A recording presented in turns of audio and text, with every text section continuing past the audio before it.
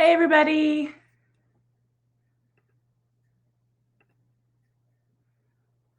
All right, let me see. We're waiting for Tim. He's going to be joining us tonight, so I'm going to try to invite him in just a second. How's everybody doing? Let me know in the chat if you are already back at school, because we've been back for, I think, 2 full weeks now. We're about to start week 3, and it was kind of a whirlwind. So let me know if you are already back in school or if you have a couple more weeks left. We're starting week 4. Hey, Stacy, how are you? Okay, so you guys are just a week ahead of us. It's so crazy to me because like some schools go back after Labor Day, other schools are like beginning of August. Erica's starting week 3 as well. Awesome. All right, let's see. Let me see if I can invite Tim yet. Oh, there he is. Okay. All right, so Tim's going to be joining us. Y'all know him from the Garden of English. Melinda, you're starting week 5. Oh my goodness. Did y'all go back at the end of July if you're in week 5? Wow. Hey, Tim, how are you? All right, you can see me. Yes, you're kind of sideways, like profile. We're going to fix that. I got to just change my camera here. I got to find the right one. Let's try this one. Hey, that's kind of it right there. Let's see if I can angle that down. And there we go. I hope you're well, Beth. I'm doing great. Good. Oh, what is this? All right. For those that are just joining us, people are just responding in the chat, letting us know how long you've been back to school, if you're back yet. I know some of you are still waiting till after Labor Day. So just let us know. July 20th, Melinda. Oh my goodness, that's crazy. Paula says they go back on the 8th. Awesome. All right. So I know many of you have already been to Teacher Chat before, but I do see some new names in the chat. And so I'm super excited to welcome you. This is the first time that Tim's going to be joining us. He and I have collaborated on several things before, and I know you guys know his amazing content from the Garden of English. But we're going to be tag teaming it tonight, talking about basically answers to any of your questions, but especially focusing on planning, because I know some of us are either already back and maybe trying to figure out what we're doing, or you're about to be back and you might have some questions about how to put it all together, but we'll answer anything. So if you have questions about just anything AP Lang related or just high school English teaching, we're happy to answer those questions. So if you have a question, go ahead and type it in the Q&A part. We do check the chat as well, but sometimes it's easier for us to keep track of the questions if they're in the Q&A tab. Yeah, especially like sometimes I get this awesome question in the chat, and then I'm trying to find it, and I have to scroll all the way up when it would just be like right there in the Q&A tab. So yeah, if you have questions, that Q&A tab, that's the place to go. Now, Beth, how long did you say you've been back already? This is week 3, about to be. Okay, so I get students starting Tuesday. I guess I went back on Thursday, but in Massachusetts, it used to be very popular to go back after Labor Day when I was growing up. But now most people are the last week of August, or most schools, I should say. Yeah, that's how it was. I grew up in Connecticut and then we moved to Arkansas, and we were always after Labor Day, or like we'd go back like the Thursday or Friday before for like a day, and then we'd have Labor Day weekend, which always seemed kind of pointless, but that's okay. Oh yeah, and someone actually is starting on September 6th. So There yep, you go. that's the day after Labor Day. There's no doubt about it.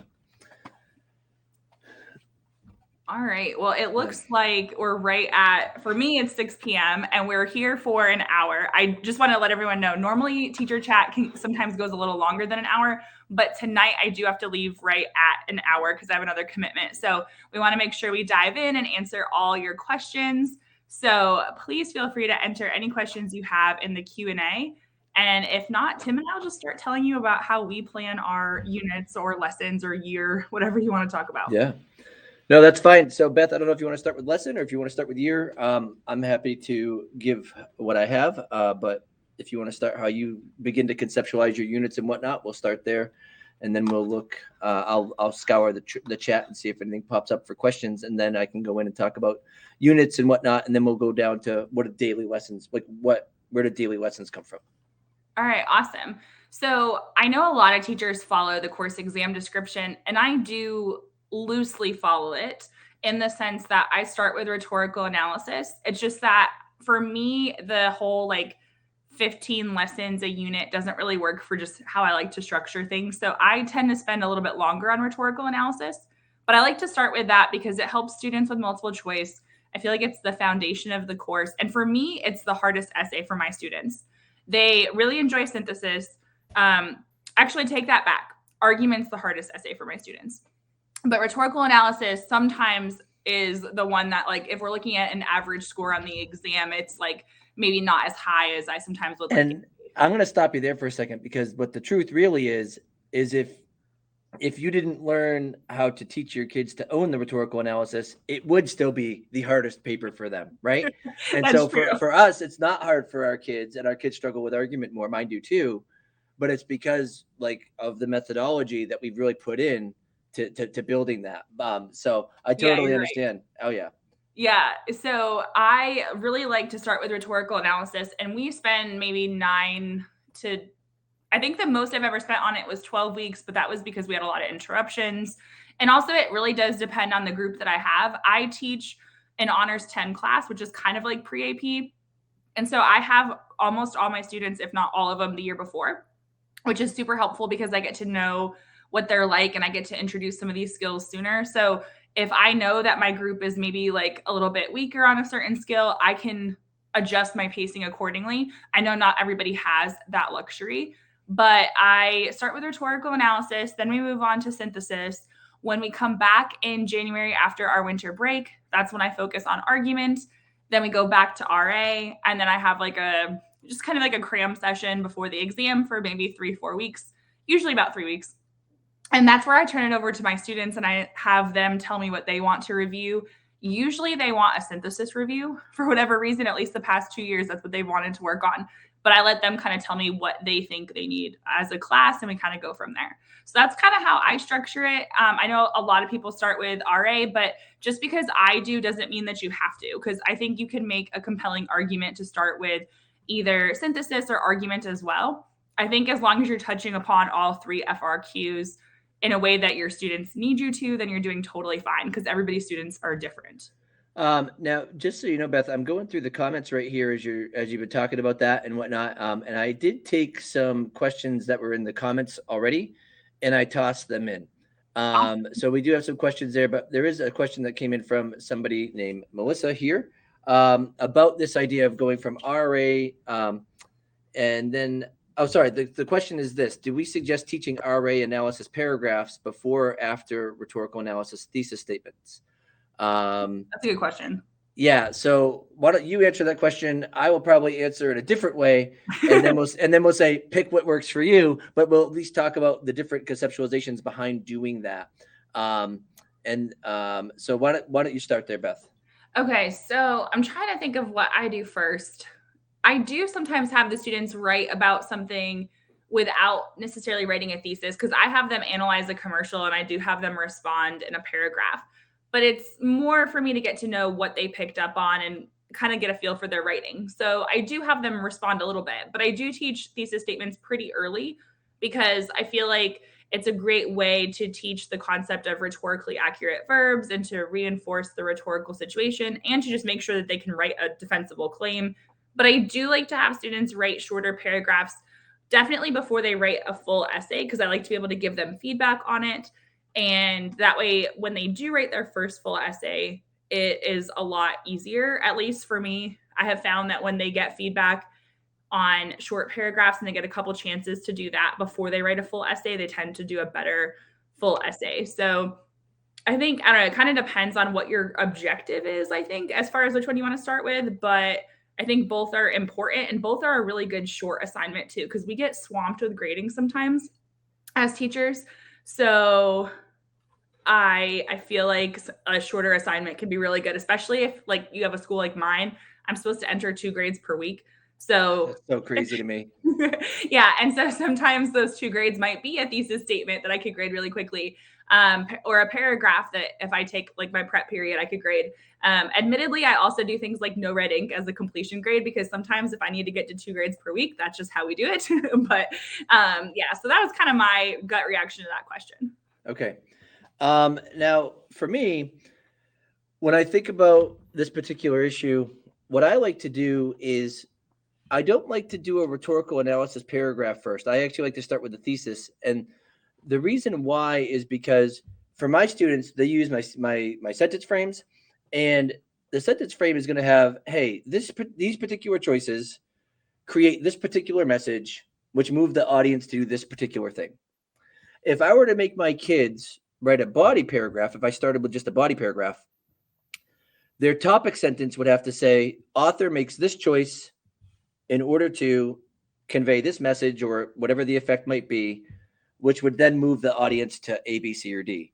That last, like, moving the audience part is actually in my thesis statement already. So what I like to do with my kids is I like to get them to write thesis statements and then show them how those thesis statements create topic sentences. And then they choose one topic sentence to write about. So let's just say, for example, we have, George W. Bush does A, B, C, and D in order to highlight the tragedy of the day, but also the fact that the country will remain strong, ultimately moving the people to support him as he goes on a quest for justice. Okay. That'll be the thesis. Topic sentence one will be George W. Bush begins by doing A to highlight the grief of the day. And then topic sentence two, George W. Bush then shifts to doing B in order to highlight that he is in command and the country is still strong. So now they're seeing how the thesis relates. But then to teach the body paragraph, I'm going to say, let's all write topic sentence A. We're going to write that body paragraph together.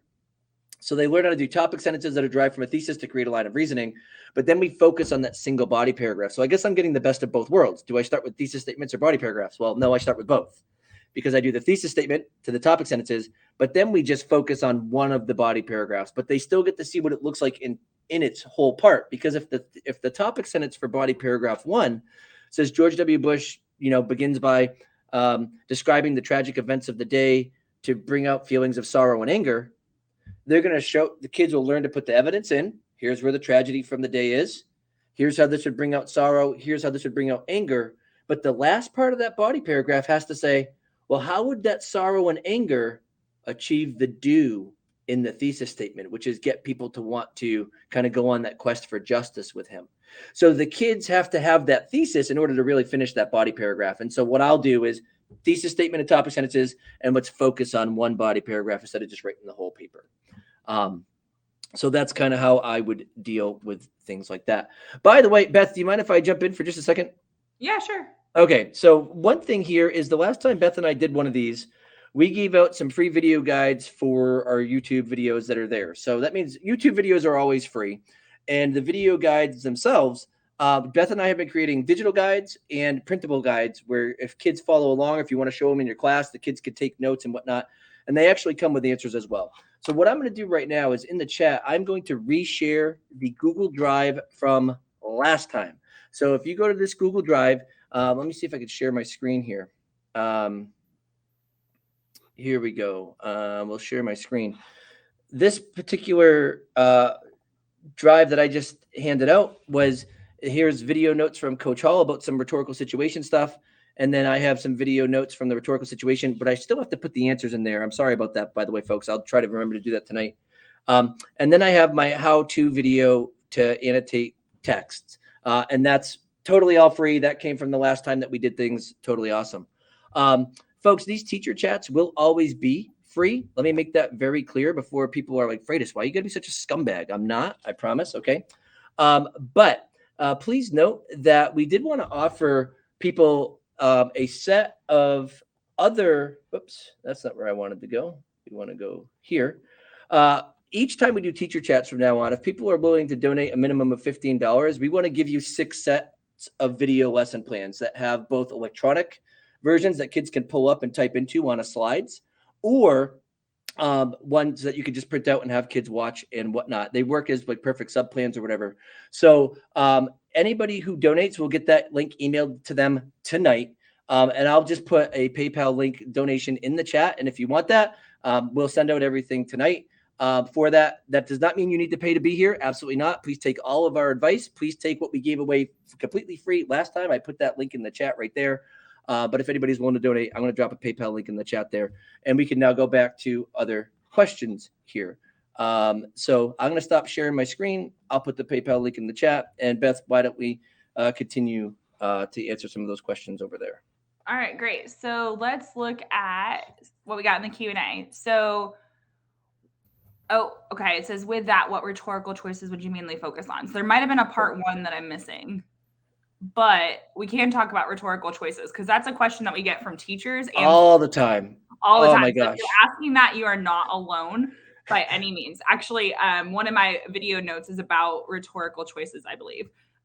So first of all, I feel like for me, it probably depends on the speeches and passages I'm choosing, but the ones that I talk about with my students the most are things like examples or anecdotes. We talk about, I know those are more like a device, but you can change it into a verb. You can use a rhetorically accurate verb. So examples and anecdotes.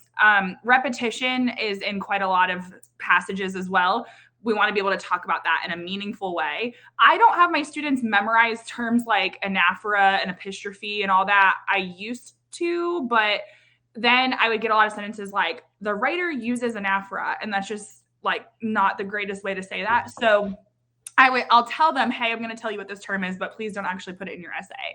Instead, say the writer repeats or the writer echoes or whatever verb you want to use. So examples, anecdotes, repetition.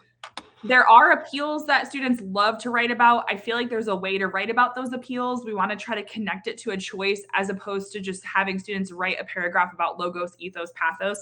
Because Tim, I'm sure you've seen those essays too, where you get a paragraph each appeal. So sad. So sad. Yeah, so it's not that they can't write about them. It's just that we don't necessarily want the appeal to take center stage. Like there is a choice creating the appeal. And word choice comes up a lot, but again, we have to have something meaningful to say about it. I don't know. I have probably like maybe 7 to 10 choices that just come up in the pieces that I choose. But I don't have my students memorize a list of choices or devices because I'm going to be really honest. I was an English major in college, and there are some devices out there that I never once used, even as an English major. So I feel like hold on. Let me interrupt here for a second. I was a rhetoric major in college, and there are a million things that I see on the AP exam when I read, and I'm like, what the heck? I didn't even do this in my advanced rhetoric like classes. Yes. I honestly didn't have a clue what hippophora was until I was reading one year, and I got the hippophora, and I was like, oh, God bless you, right? And then I was like, oh no, wait a second, no. And it's just when there's a rhetorical question, and then the question is answered right after. Yeah. Right. And I was like, on what planet is this really necessary for freshman English? I just don't think it is. If a kid knows, oh my word, someone asked a rhetorical question and then answered it, like I think that's a much more applicable kind of element there. Absolutely. So nonetheless, keep going. I'm sorry for interrupting, but I was just like, I can agree with that. I'm glad that I'm not the only one, because I'll read some of these and I'm like, I don't even know. And then I've had students sometimes try to like Google something and they'll like put it in there. And I'm like, if I have to Google what it means, then you're taking me out of your essay. Don't make me want to have to Google things when I'm reading your essay. So tone comes up with word choice. So there's, and syntax, I don't know. I don't have my students write about syntax like as much, like at least not like a whole paragraph, because I feel like it becomes really simplistic when they've tried. So I don't necessarily teach that as much. Just my personal preference. We do talk about it, like why is there this balance of shorter sentences and longer sentences or whatever the case may be. But I've found that there's usually something else that my students prefer to write about. But yeah, like when you said Tim and you were talking about, you're like, God bless you. I think in one of my videos I said, like, if it sounds like a dinosaur name or a medical condition, it does not belong to say. Because it's hard to read and it's distracting almost. Just my personal opinion. So I'm going to jump into this kind of choice question here too. And so the idea of the choice question is, when people are looking for lists of rhetorical choices, I think what people are really asking for is a list of rhetorical devices. And that's what we want to kind of separate from. And by rhetorical devices, I mean just like literary term rhetorical devices, because a rhetorical device is actually anything a speaker uses to communicate meaning, and it's going to be a noun. But if we really give kids these nouns, they're going to be awfully good at just like pointing things out like a treasure hunt, but they're not going to have a very easy understanding of an effect. So for example, like a metaphor, right? When I first started teaching AP Lang, I remember one day my kid was about to take a time writing, and the kid was like, I hope there's a metaphor in here, because otherwise I'm screwed, right? Because the kid wanted to say so-and-so uses a metaphor. And if kids are looking for those nouns, that's problematic because we want to teach them how can we take those nouns and turn those into verbs. So, for example, if a kid's looking for a metaphor, the reason why your kid has a hard time establishing commentary if the kid finds the metaphor is because the kid did not actually associate it with the verb compare or contrast. And the reason why is because if the kid knew that the metaphor itself, it's great that the kid knows the word metaphor, that's all well and good. But if the student said, oh my word, so and so is contrasting this with this, well, the effect is to highlight the traits that are contrasted, the difference. So if the kids can pinpoint the verb that's typically tied to the device, then what happens there is the kids will be able to really pull out much more of an understanding of what that effect will look like. Another example, I talked about hippophora just a moment ago, right? I wouldn't want my kids to say the author uses hippophora. I want my kid to say the author, asks a question in order to give the audience the semblance that they have a moment to create their own thoughts about it. And then the kid could write about that. Here's how it would create the semblance of thought. And then I would want my student to say, the author then answers the question immediately after in order to brainwash the audience into thinking that they thought of what the author really wanted. And now that's what's really going on. We had to get to the asking and answering. Now, do we call that hippophora? Yes. But any kid can look and say that's hippophora. But can every kid actually say, ask? Well, why do we ask people questions? So they could think about it. Answer. Why do we answer people questions? So that we can actually tell them what they should think. That's going to really help get them there. So if you're like, well, are at least there common devices that you would teach in your class? No. And the reason why for me is because I tell my kids anything that's a noun that can be used with some verb to convey meaning is going to be a rhetorical device. I'm wearing a Junior Crusaders shirt right now. Why? That's my son's hockey team. I'm a fan, right?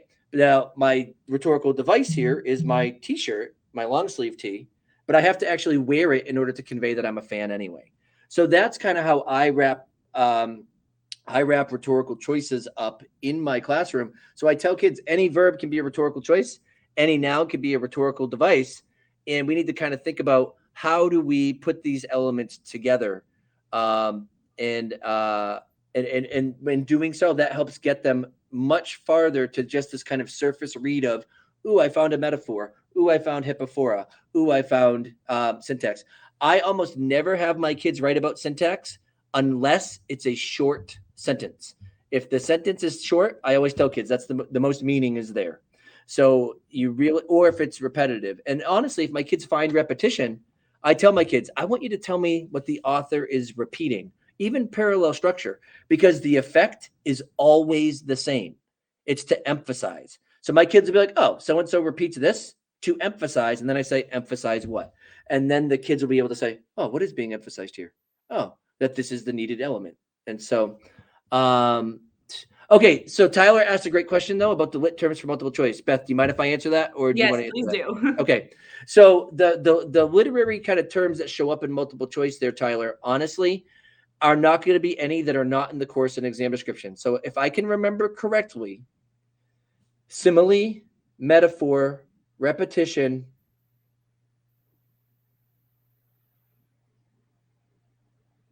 Hold on. I'm jogging my mind. I've gone through this course and exam description so many times with the ultimate review packet and the writing of the textbook and being on the committee for it. And like, I'm like, okay, right. Simile, metaphor, parallel structure, and repetition. There you go. Those are the ones that are mentioned in the course and exam description. So that would be deemed the typical kind of lit terms. And so because of that, you're not going to see any of the other ones on the exam. It's not going to happen. Oh no, sorry, I missed another one. I think illusion might be on there, but I might be messing that up with the AP Lit. So forgive me for that if I am messing it up for the AP Lit. But there aren't a lot. I think there are less than 6 actual like lit terms for that they could see.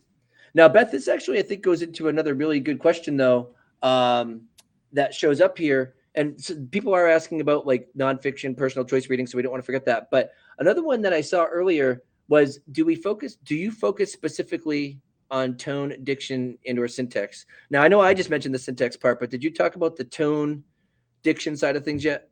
So I think, yes, I do focus on it, but organically, like I don't necessarily do like a mini lesson on tone or diction per se, but like for instance, last week my students were reading FDR's Pearl Harbor speech, and we were looking at the word choice and like what he was repeating. And so it was kind of like repetition, but also word choice. And why was he repeating those words? And students were, oh, well, he wants the audience to be mad at Japan. Okay, why? Well, he's going to ask them to go to war and they need an enemy and things like that. So we want to like maybe focus on the word choice and tone, but then also expand it to think about purpose.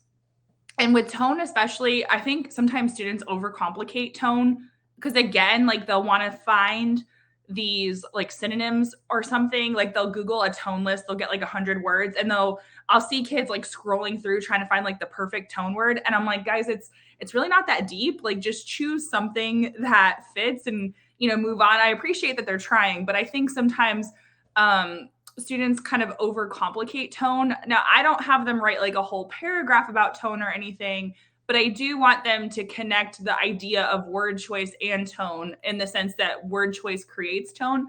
So we'll talk about it in some of the pieces that we read as part of our conversation, but I don't necessarily do more than just like bringing it up in discussion and then maybe having students write about it if it's relevant.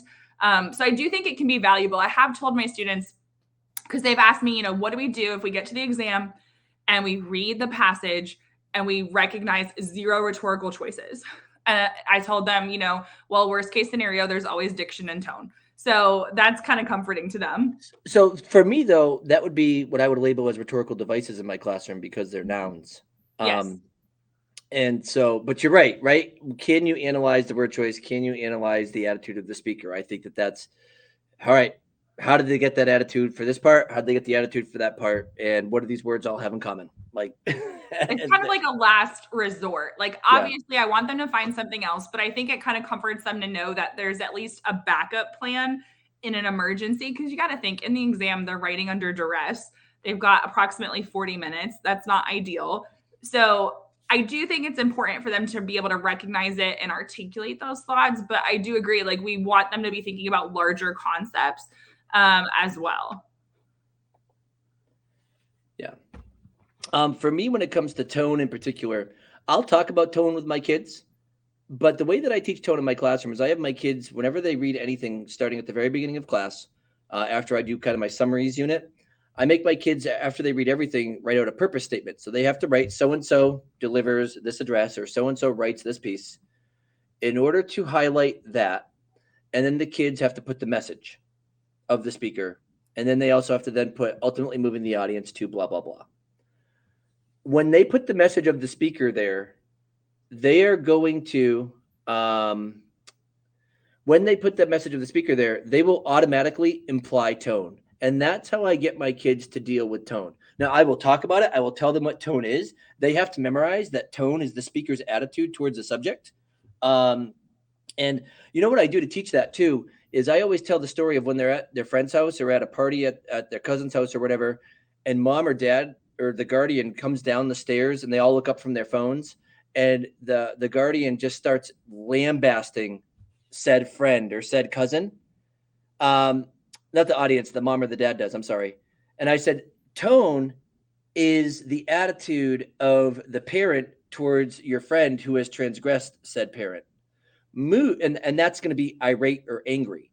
Mood is the audience experience. You're going to be like, that is stinking awkward. Like, I don't want to be here. I'm very uncomfortable. And so because of that, I'm like, that's how you need to think about tone and mood. Tone is the attitude of the speaker towards the subject, and they're talking about the friend who did something wrong. And then mood is that kind of emotional atmosphere and response of the onlooker. But anyway, so that becomes implied if you give kids a template that says, hey, the author wants to highlight. So the George W. Bush speech, right? We have the post 9/11 speech I'm thinking about. He delivers the George W. Bush delivers the post 9/11 speech in order to highlight that although the country is grieving due to a tragedy, it is and will remain strong, ultimately moving the audience to put their faith in him as they go on a quest for justice. So now we know we've got this tone of grief, but we also have a shift to a tone of hopefulness. My kids don't have to say that, but it's implied in their understanding. So I'll talk about it with them, but they will not say tone in their papers most of the time. All right, awesome. We've got a Yeah. couple other questions that are kind of related to this. So we got one about commentary, which I really want to address that because I know that's a common one. And also, someone had asked about starting with RA, then argument, and then synthesis, but thinking of switching it to RA, synthesis, and argument. And they wanted thoughts. So really quickly, there's probably two reasons why I do RA, synthesis, argument. The first is our state has a mock exam that we do, and it's in December. Well, the first half of it is in December, and it's a synthesis. So I sort of have to have covered synthesis by December. And so that's part of the reason why I initially started doing it that way. But also, I have found that my students do better when they have something concrete to latch onto, especially when it's the sources. When they have to come up with their own evidence, especially in the very beginning, they struggle. So I have found it's easier for me to teach them how to argue if I have a synthesis packet for them to look at first. And so we practice it that way. And then it's easier for them to wrap their minds around, okay, well, now I don't have any sources to rely on. I have to use my own evidence. Also, because we do argument in January, by then they've had at least a semester, and a lot of my students take APUSH or AP Gov or AP World. Most of them are in APUSH though. So they've had a whole semester of that too. So they're able to bring in historical knowledge from that class. And it's given me a semester to have them exposed to different readings and maybe current events and other things like that. So I've just found that if I can delay argument for them and teach synthesis first, they have more knowledge to draw from, and they've already learned how to argue. And so then it becomes less of a process. I think if I flipped it, I'd have to spend a lot more time on argument because they just need that. For them, they need that structure of synthesis. They need that backbone of the sources. That's why I do it that way. Okay. So you said synthesis and argument for you. Yes? Yes. Okay. So I do it the opposite way, but I will talk about why. And my best friend does it the opposite. He does it your way. So they're both good. Before I do anything though, I did notice that someone had mentioned in the chat, like I don't put rhetorical choices on my wall because then kids won't find the verbs. But like I said, it's really important to differentiate between rhetorical choices and devices. Rhetorical devices are noun, rhetorical choices are verbs. But I'm going to actually put a link in here to one of my poster files. This is completely free, folks. And this is a poster file that takes the most common devices that kids see that they typically call rhetorical choices, but they're not. They're devices because they're nouns. And it gives them verbs to turn them into. So I just put that link right in the chat, and you can access that for free. You can print that out. That's not a problem. I ask that you don't post that online because it is something that's typically one of the few ways that we do make money at the Garden of English, but I want you all to have it. And so just kind of keep it to yourselves. You can give it to your kids. You can print it out, put it up on your wall, whatever. But just don't post it on Teachers Pay Teachers and then get all the profits from it because I made it. And that, believe it or not, those kind of things do happen. So nonetheless, but that is right there for you. And the poster, once again, just has, here are some choices, but there are 53 in here. So let's give that away for free if we can.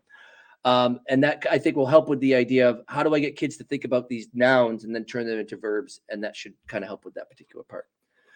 You had mentioned, Beth, this idea of doing synthesis first. Totally understand, totally agree. My best friend would echo the same thing. The reason why I do it the opposite is because I think it's harder to do argument than synthesis.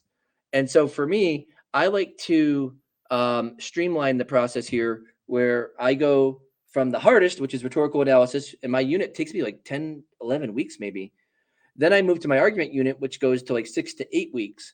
But for me to then cover synthesis, it takes 2 weeks, maybe 3 weeks, because I've already taught the kids how to do the argument. And now when I give them the sources, they're like, oh, I just got to like add quoted material. And I'm like, yeah. They're like, but it's the same thing as an argument. And I'm like, yeah. And so what I noticed is that when I used to do it the other way back in like 2011 and 2012, what would consistently happen is my kids would always be moved towards source summary, no matter what I did. Now, obviously, Beth, you have mastered how to get kids not to do that. My friend Scott has as well. And so it's so totally cool. But that's what I was fighting with. And, you know, one of the things that I want to encourage teachers, and I do this in my workshops a lot, is like when people are like, what's your pacing like? And what's your A, B, C, or D? I'm like, we have to make sure we knew what we do where we're comfortable and we're really working with the needs of the kids in front of us. If I ever had a group of kids that I thought really needed that extra scaffold of getting sources first, I would change that year, and I'd be able to figure it out within my weeks of rhetorical analysis where they're kind of working. So please always think about your kids for that. So I hope that kind of answers the question there. Do you want to answer the book question? That I get that an awful lot there, Beth. Or was there a different question that you wanted to answer first? There's one that we can answer super quickly, and it Okay. was actually our first collab together. Kevin asked, do you use an acronym like chores or gophers or another way to help them do it? And so I use chores. Tim uses, is it S cubed? Is that Yep, right? S cubed. Yep. And I'll see if I can find that video real quick, because the first collab we ever did was a YouTube video where we were talking about how to help students with argument, and we kind of went through our process with that. So I think honestly for me, it doesn't matter which acronym teachers use. I just liked chores when I first heard of it.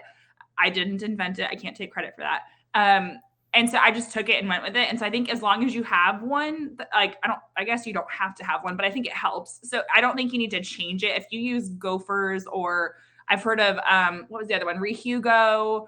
Yeah. See It is one that is kind of popular in Arkansas because that's what one of the cohorts teaches. So whatever you use, go with it, because it helps kids think of different types of evidence. So as long as you have something, I don't think there's a magical one that makes kids write better essays. I think it's all about teaching them how to think of that specific evidence for those different categories.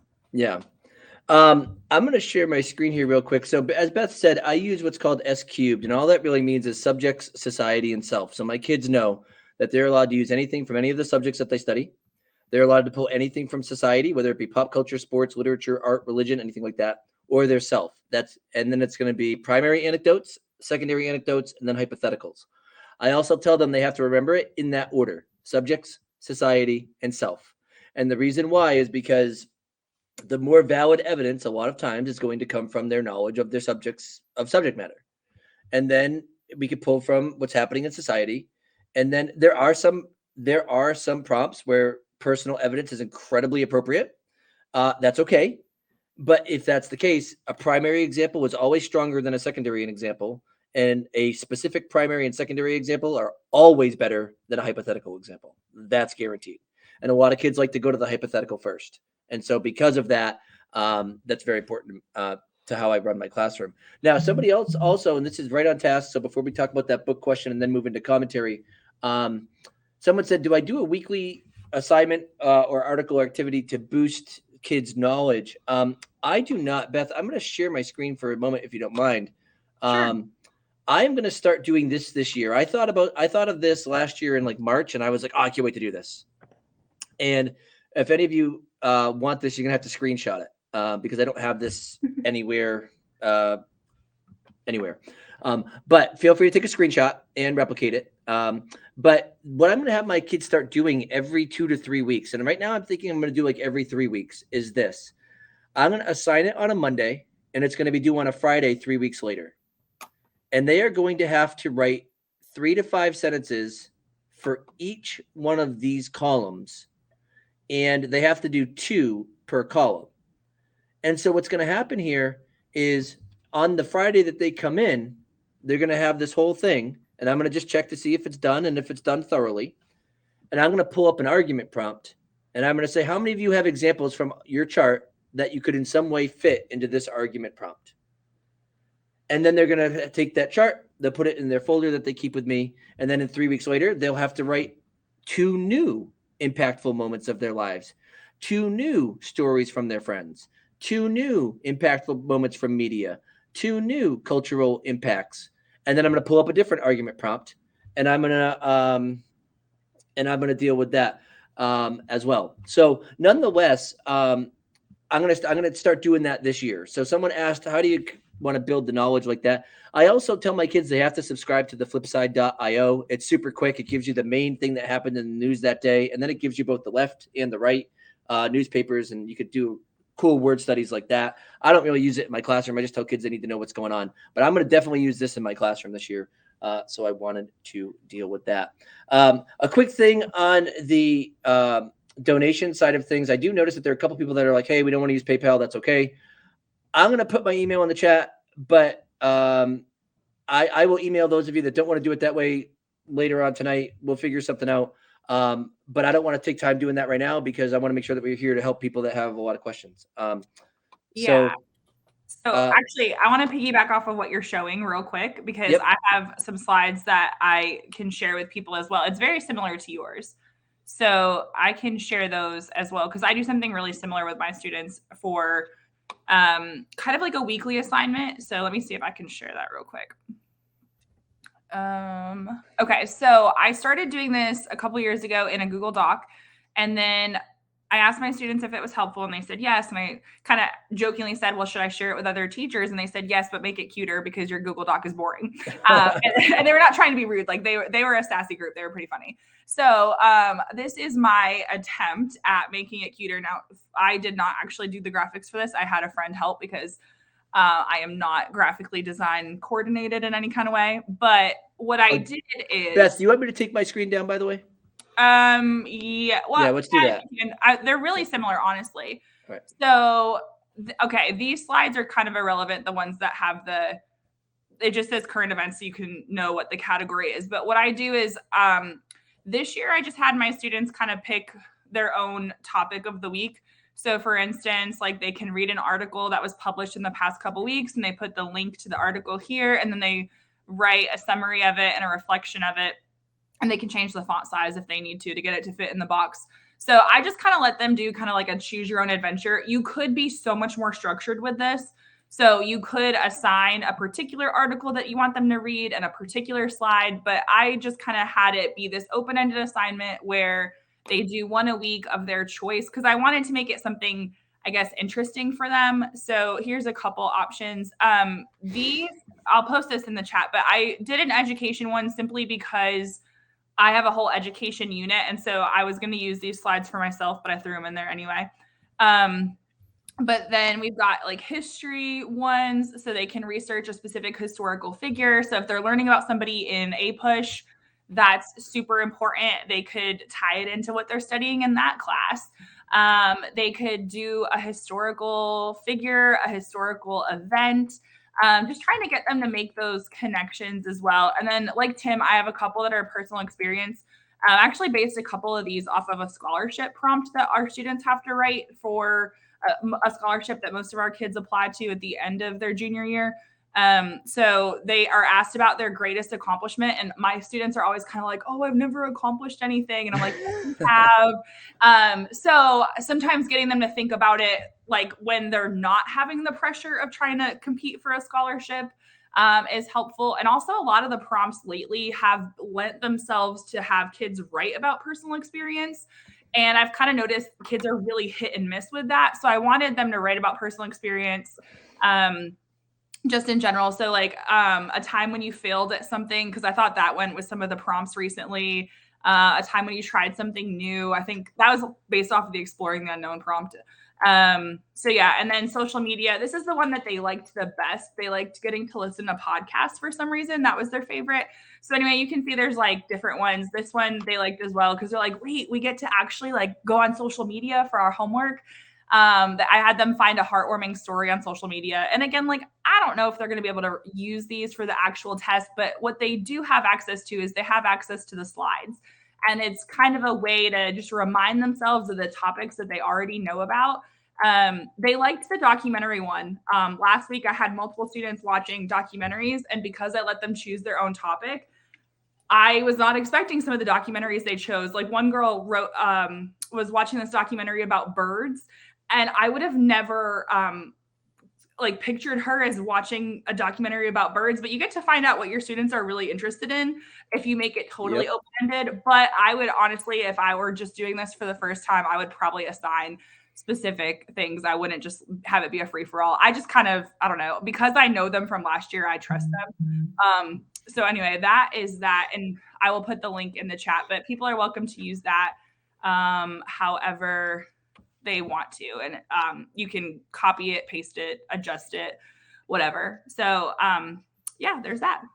All right. So Beth, I want to just talk about one thing here, and then we should switch to commentary. Excuse me. I'm going to share my screen. You had mentioned the college essay and whatnot. Yes. And I don't know if you have videos about the college essay, forgive me for that, but we just released 2 new videos for the college essay. So folks, if you teach seniors, I just saved your lives. You don't have to do college essays with them anymore. I promise. These 2 videos, they've got organizers for the kids to do all their planning. And then it has 5 steps. How do you write this essay to make it awesome? I gave them 4 really good examples. And the best part about it is that 3 of the 4 are from kids who are, they were smart kids, but they were also like the average smart kid, you know? So like, I really think that they are completely accessible for any kid who has to write a college essay. So if you just go to the Garden of English on YouTube, these first 2 videos, you get your planning, and then you've got your actual essay writing in steps for them. Each video is like 7 minutes long, and you won't have to deal with the, can you help me write my college essay? No, these videos, I promise you, will take care of that for you. Next, I'm going to stop sharing for a moment. Can we talk super quickly about the independent reading? I'm going to just answer that question with, I don't do it. Beth, if you could answer quickly, then we'll shift over to commentary. Okay, I normally don't do it, but this year I'm going to try 1 per quarter, and here's why. I have found that as years go on, my students seem to lack the world knowledge that I sort of expect, or at least I hope I had when I was in high school.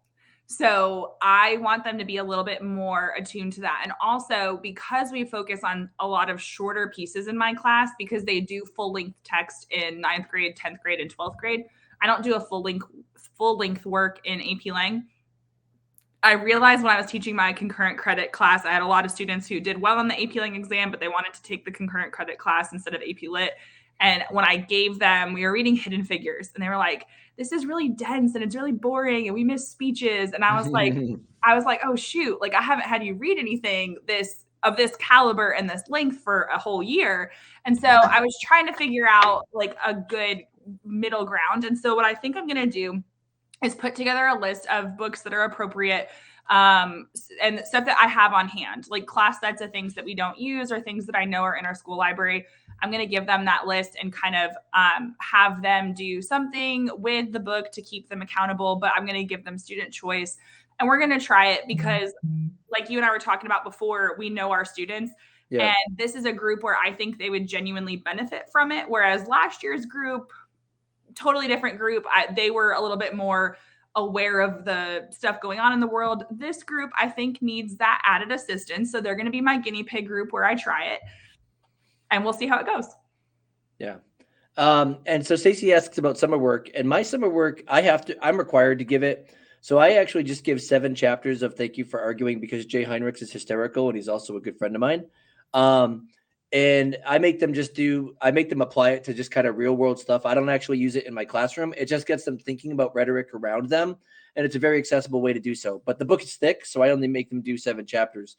The only reason why I don't do How to Argue with a Cat is because I feel like Thank You for Arguing, although it deals with very similar kind of like content, is much more like ingrained in real world examples, where How to Argue with a Cat is it's not Thank You for Arguing light. It's actually a different book about the same content. And so I think Thank You for Arguing is a little bit more accessible, but I don't do the whole thing because it's a thick book. I just do particular chapters in the book for it. But the point of that is to get them thinking about rhetoric in the world around them, but that also gives them some examples and some exposure to the world around them with rhetoric and whatnot.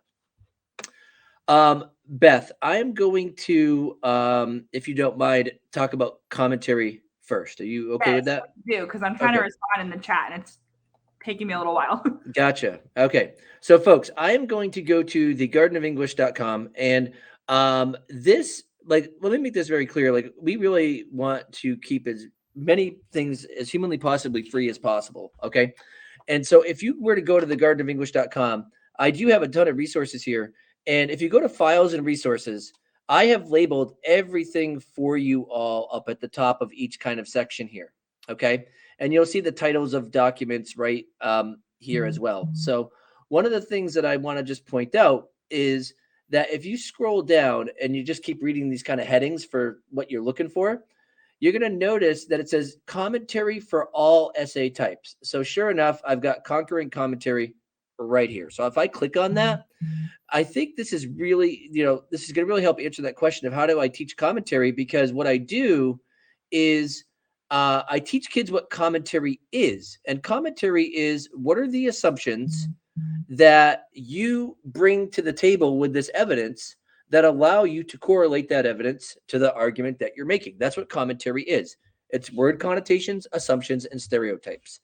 And so what I do for commentary is, this is all about like thesis statements and topic sentences. But if you keep scrolling down, okay, I've got templates for quote integration here and whatnot. I've got a commentary toolbox. Okay. And the commentary toolbox is, I'm like a squirrel for a minute. Mel, I saw your question about the college essay. If you just go to YouTube and type in the Garden of English and go to the channel, it's the first 2 videos that are right up there. Sorry. Anyway, for commentary, I actually have a template for commentary, and it requires, if we're doing literary commentary, 3 sentences. Here's what each sentence has to do. Sentence 1 has to have the word because in the middle of it. Sentence 2 has to start with consequently. Sentence 3 must have the word either therefore or furthermore, and then it has to say due to the fact that in the middle of it. And I have examples of paragraphs that are actually doing this for you right here as well. So we have that for literature. The commentary sentences change a little bit for argument and synthesis, but sure enough, I've got these stems right here for you, and I've got them exemplified right here. And then I also have these commentary stems for rhetorical analysis as well. And it creates and it forces kids to do what commentary is meant to do each time by giving them singular words that prompt them, that force them to actually consider, how do I articulate the assumption that I bring to the table? How do I articulate the connotations that I know are associated with this word? And you'll notice that I have the models here for you as well, so you can see these templates in action. And then, of course, I've got YouTube videos that explain those as well. And for the lit ones, those are coming because we're redoing all of our lit videos this year. But once again, if you just go to thegardenofenglish.com, and then you click on files and resources, it's entirely free. Almost everything on this page is free. I want you all to know that I do want to support you as much as I humanly possibly can. That's what we do as teachers. And so you can check that out right there for commentary stuff. But that's what I do with my kids for such. I'll stop sharing my screen. And Beth, why don't you take over then for that particular question?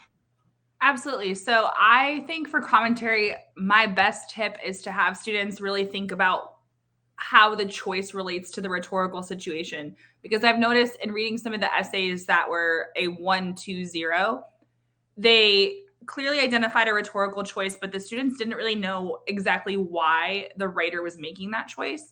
And so they weren't really thinking about the historical context or the exigence or the speaker's needs or beliefs or values or why that was relevant to the audience. And so they were almost there, but they weren't really writing enough commentary, or the commentary was really simplistic. So for me, I tried, especially last year, and it seemed to work quite well. I really wanted my students to connect it to the message, argument, or purpose. Sometimes I think students lose sight of what the prompt is actually asking. And so I would remind them, you have to connect it back to what your thesis says and what the prompt is asking. And that sounds super obvious, but honestly, sometimes students need that reminder. So that's kind of one of the things that I've been doing, is just really getting them to not just write out Space Cat or something on their paper if they're going to use that acronym, but really think about why those things matter. So I try to give my students questions in class that we're talking about to really pull that answer out of them, so that way it makes an appearance in their essay. And I have a list of questions that I sometimes use, so I'll find that in a second and I will put that in the chat for everybody in case it helps. I did notice somebody ask in the Q&A, like, how we deal with contemporary and archaic language, especially with rhetorical analysis. I actually have an archaic language unit that I also mix with satire. I put the 2 hardest things together. And so I like to do it that way. And then everything outside of that unit is typically not archaic. I might toss something in that's pre-1920 before that, but probably not. So that's kind of how I deal with that. So I saw that question there and I was like, oh, we didn't deal with that as well. Somebody asked about the flip side. It's the flipside.io. It's just you put your email in and they send you that kind of stuff. The donut does cool stuff as well, and so does All Sides. Although Beth, I think I saw you toss that in there. Yes. As well. All right, good. Beth, do you mind if I talk about lesson planning just for a minute? Yeah, absolutely. I personally can only stay on for another 8 minutes or so. So Yep. please give everybody all the tips you can in those 8 minutes. Well, actually, do you want to talk about how you lesson plan quickly first, and then I'll stay on? I mean, if you leave, I think I still can stay on. Is there a way I can like make you moderator or something? I don't know. We can try it for sure. We'll try, and if not, then our next teacher talk, I can start with how I lesson plan, I guess. But I want to make sure that you have a chance to say your piece before you definitely have to go, especially if I can kind of stay in. Absolutely. So honestly, I don't think I do anything super groundbreaking. I try to think of, at least for the unit, like what are my goals? And so I try to write down some objectives that I have. And I think of the course exam description when I do this, though I don't totally follow their units. I do want to think about, what do my students need to know for that point in the year? I also like to think of like a topic. So I don't have super exciting names for my units, but I like to focus on like famous historical speeches, or I have a unit on education, and that one has like a combo of rhetorical analysis and synthesis in it. So I try to figure out like what is the topic at hand and what are the texts that are best for that. And I do change it up each year. So sometimes like there might be a piece that we do that's no longer relevant, or I've taught it for so long I don't want to teach it again, or something else happens that's better. And so I do replace things from year to year depending on what students need. But I try to think about like what are the objectives, what skills do I know they have, what skills do they need, and also kind of pacing it out, because I know that I can go back and revisit these skills in subsequent units. So I think that's something important, especially if you're a new AP Lang teacher. I think sometimes if we think about all the skills that are on the exam, it can get really overwhelming. So just kind of scale back a little bit. Like right now we're starting week 3, and I'm still reviewing with my students the basics of what is the rhetorical situation, like what are we supposed to be thinking about with this. And we're talking about rhetorical choices and terms like evidence and commentary and stuff too in different ways. But right now I'm just trying to get them comfortable with rhetorical analysis. As that unit progresses and when we revisit rhetorical analysis, I'm going to be asking them harder questions. I'll probably choose harder passages. But right now, like we're still in the beginning of it. And so I think that's something important to remember as well. But that's kind of my approach, at least. But Tim, what do you do? All right, give me 1 second. I'm trying to write a comment here. You caught me right in the middle of it. Sorry about that. Here, while you're doing that, I will post a link in the chat to those questions that I mentioned in case anybody wants some questions that you can kind of work into your lessons or assignments or whatever. I'm going to share my screen, and I'm going to give 2 points, 2 considerations for lesson planning. First of all, if you're following the course and exam description, which I do, but I do it my own way. If you're like, all right, you got to hit me with the basics, Tim. The best way to lesson plan is to look at the column all the way on the right hand and say, what words in here do I not think my kids will know? Or if they have heard of them, they don't know them how I know them. For example, rhetorical situation. Okay, my kids don't know what that means. Well, if the rhetorical situation has these parts, I need to actually ask the question, well, do my kids know what exigence means or context? No, not a chance. So when I'm lesson planning, I need to say, okay, how do I get my kids the definition of these words? And then how do I create an assignment that allows kids to identify and describe the components of exigence and context? We can move to the other parts of the rhetorical situation later. I'm going to start here. And you'll notice that here the word exigence is dealt with. So it's like, okay, well, here's my definition of exigence for my kids. And now I'm going to focus on creating a lesson that does that. So I'm going to start with always going down this right-hand column and saying, what do my kids not know? What work am I reading or can we read that will deal with that? And then how do I create an assignment that will do what this middle column needs them to do? And that is the easiest way to lesson plan with your course and exam description. And you don't have to, I don't teach all of these parts of the rhetorical situation in one lesson. I always start with exigence and context first, always. And then I'll do speaker and audience and subject and purpose. And so this is the easiest way. You figure out your content here, and then you plan an activity. We're teachers, we're creative. Let's do it. Let's go create. Here's the content, and now let's create the activity that will do this. And then my test needs to make sure that my kids can transfer and prove that this is what they know. So it's just go backwards. The other thing that I wanted to just show real quick was that all of my students get my lesson plans every single day. And this lesson plan you'll see is a Tuesday to Wednesday lesson plan. It's probably more like a Tuesday to Friday lesson plan, or maybe even Tuesday to the Monday after. But I have, what we're doing in my classroom, what the homework is, what the daily objectives are. I give my kids scaffolding notes that they can fill in. And then I'll give my kids the reading. I'll give my kids the assignment that we have to do. I'll give my kids my templates with examples so they'll actually see this going on. And this is what they get every single day. Now you might be like, oh, Tim, that's way too much. I promise you it's not. And the reason why is because with this, I had my best friend was my actual high school English teacher. And 15 years in, we were teaching together. And I was like, hey, we're going to both teach AP Lit. I need to know what you're doing in Lit so I can make my daily overviews. And he's like, yeah, Tim, that's too much work. I can't do that. Well, I started doing it, and I would send them over after his lesson plan. He'd be like, well, I modified this and I modified that. And one day he was like, Tim, I tried making this for my sophomores. He's like, I'm never going to go back. Now, he was a 15-year veteran of just lesson planning in his little lesson book and whatever. And now only overviews. And what it looks like I'm going to show you what my flash drive looks like here for just a second. Okay. My flash drive, if I go to it, oops, there we go. Let me find it here. There it is. WCS. If you look in it, it's by my classes, and I've got my dates, and I just make a little note. What am I doing on that day? And so I always know where I was last year. And if I get to an assignment and I was like, oh, that sucked. Well, guess what I do? I pull it up and I'm like, I got to change that because that did not go well last year at all. Or maybe it was because of the kids that I had. And I'm like, oh, those kids sucked. I'm just kidding. Oh, Heather, I can get you an example of that. I don't have an example. I don't think I have anywhere public right now.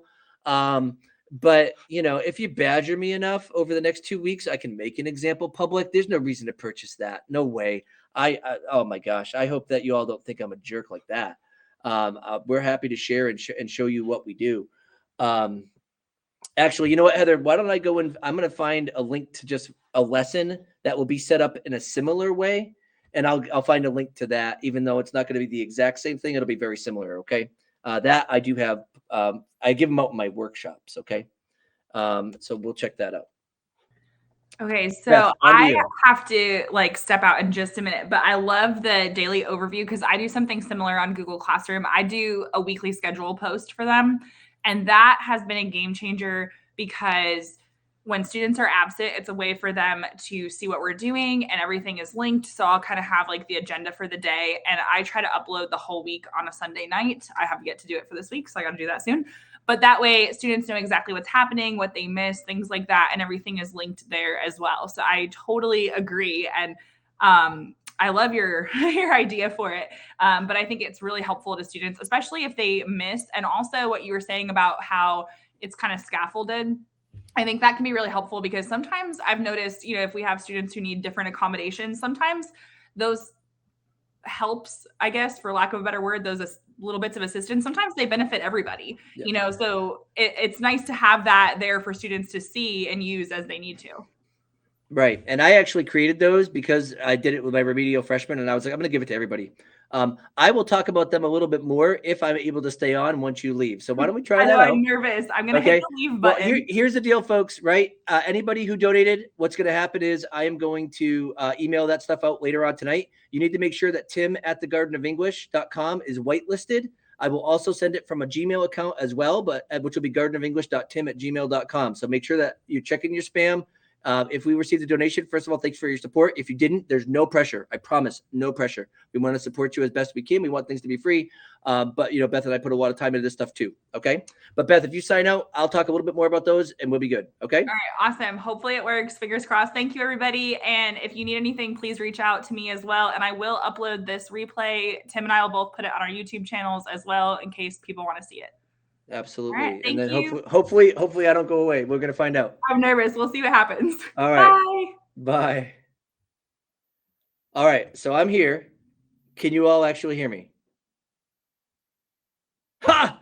Heck yes. All right, good. Um, I'm going to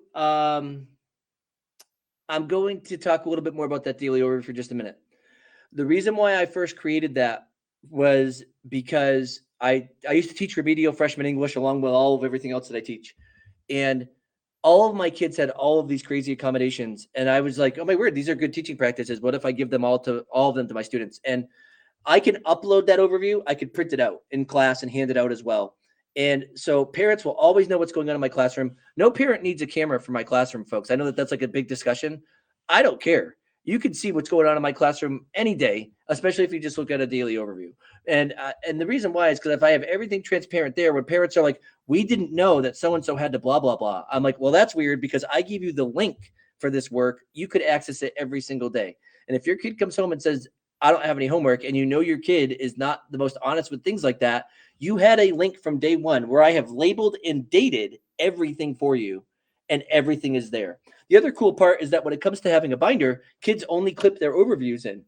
They don't need extra stuff. I typically even put space for notes on the overviews. And it's most of the time it's scaffolded notes. And that's really important too, because what happens is when kids have spaces and blanks to fill in on their overviews. Melinda, I'll answer that question in a minute. When kids actually have blanks and spaces to fill in on their overviews, you're not going to see them autographing their name in the margins of their notebooks anymore over and over and over. They will actually fill in the blanks on the overview. And if I really want kids to memorize certain terms, what happens is I'll put them on 5 overviews in a row. And they know when they first come in, that's like my bell ringer. They get an overview from me. They see blanks for words that they already know. They know that they're supposed to fill those blanks in to reiterate and kind of go through with that. Um, Let me see. Um, how long does an overview take to make? Okay, so the typical overview for me takes anywhere if I'm creating an original lesson, one that I didn't do at the very beginning. Like a lot of times I modify them. If I'm creating my original lesson, that overview is probably going to take me about a half an hour because I have to write the example, I have to write the prompt. I don't use a textbook. I mean, I use the AMSCO book supplementally.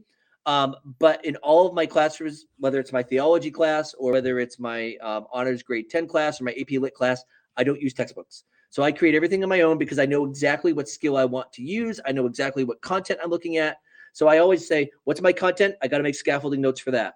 What's the prompt I want to write for this particular reading that I want to do? I'm going to write that prompt, and then I'm going to fill in a template with something that we did before, so that because if I write examples for what they're writing about, they're just going to copy my examples. So I'm like, no, remember when we read that? Well, this is me answering the same type of prompt, but with that reading, not the one that you're reading, so they can't copy my stuff directly. I would suggest that a daily overview typically takes me, if I'm making one brand new, about 35 minutes to do. However, now I can make a daily overview in 15 minutes. So I typically do them the morning of. And you might be like, Tim, are you serious? Your admin lets you get away with that? Yes. I have told them, I said, if I could prove to you that I could be an effective teacher, will you let me do what I want? And they said yes. And however, if you're the type of person that has to submit lesson plans like the week before, just do a general guide overview, like do a weekly guide of like, here's what I'm going to do, and then create the daily overview per day. Let me give you an example. Sometimes I think a lesson is going to take me 2 days. And then a week and a half later, I'm still doing that lesson. I don't reprint the overview every time. I tell kids, I want you to change the dates on your overview. And Paula asked the question, do my kids have a binder that keep that? Absolutely. So they've got their binder. And in that binder, that's all that they're responsible for clipping in. And for your kids with executive functioning disorders and things like that, it's perfect because I'm like, you have to have an English binder and I have to watch you put that in. But there's no signing. There's no signing of agenda books. There's nothing like that because I tell the parents, you monitor your kids' due dates because I've given them to you.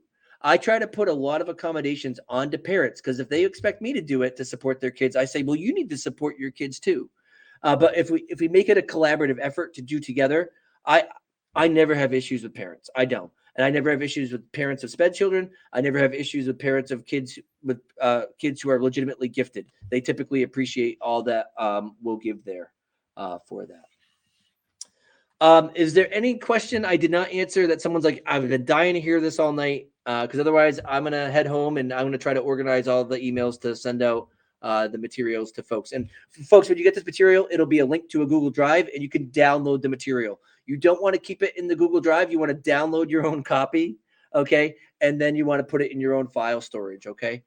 That's the best way to do it. Please remember, if you donated, you want to whitelist tim@thegardenofenglish.com and gardenofenglish.tim@gmail.com.